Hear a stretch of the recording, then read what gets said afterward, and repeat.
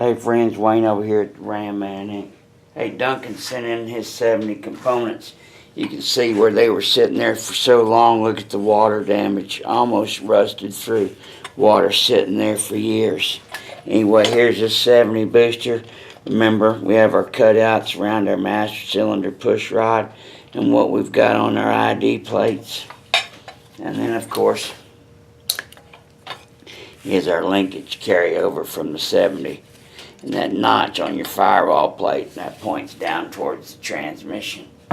Down there at like 5 o'clock. And here we go. Here's our completely restored 346 1187. Sleeved. All new seals, cups, pumper, wipers.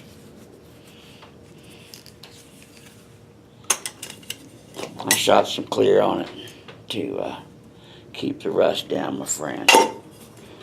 All the way down. First class, all the way. And we got his valves. I had a little problem with his rubber and his valves, but we got his valve too. Alright.